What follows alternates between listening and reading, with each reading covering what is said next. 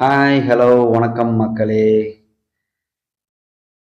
இன்னைக்கு என்ன நம்ம பார்க்க போறோம்னா, ஹெல்த்தியான சிக்கன் போன் சூப் ரெசிபி தான் பார்க்க போறோம்.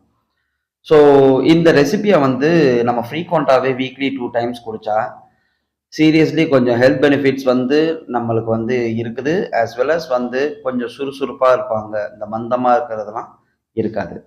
ஸோ, நம்ம வாங்க ரெசிபிக்கு போயிடலாம்.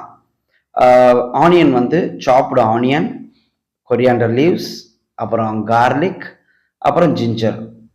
ஸோ இது எல்லாத்தையுமே நீங்கள் வந்து ஒரு மிக்ஸி ஜாரில் போட்டு நல்லா கிரைண்ட் பண்ணி க்ரீனிஷாக இருக்கும் அந்த மிக்சரில் மிளகு, சீரகம் முக்கியமாக. ஏன்னா இது ரெண்டும் பார்த்தீங்கன்னு வச்சுக்கோங்களேன், ஒரு ஒரு நல்ல ஒரு ஃப்ளேவரையும் நல்ல ஒரு ஸ்பைசினஸையும் கொடுக்கும்.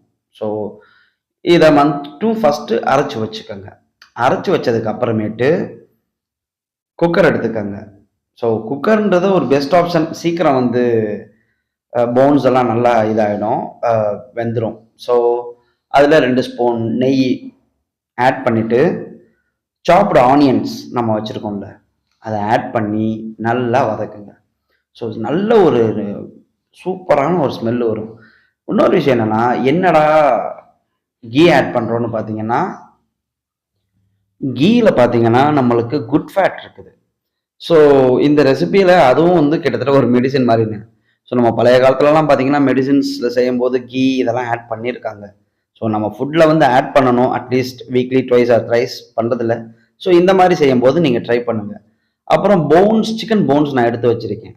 ஸோ அதில் அந்த ஆனியன், அதுக்கப்புறம் ஸ்பைசஸ் நான் போட்டிருக்கேன். அதில் நான் டிஸ்கிரிப்ஷனில் பின் பண்ணுறேன்.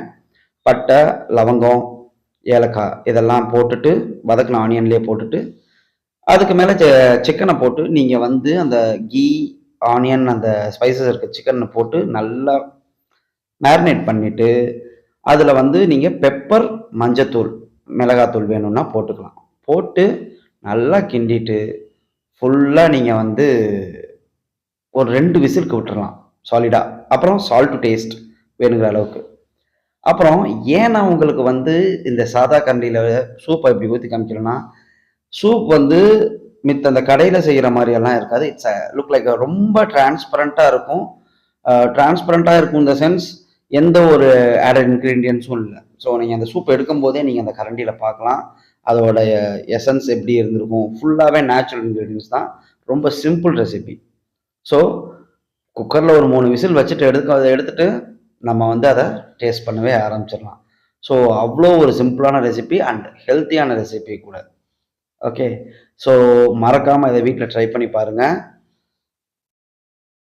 உங்கள் வீட்டில் வந்து செஞ்சு அவங்கள்ட்ட கொடுத்து ரிவ்யூ கேளுங்க. கண்டிப்பாக அவங்கள ஒரு ஷெஃப் லெவலில் திங்க் பண்ணுவாங்க. Okay, seriously very awesome recipe.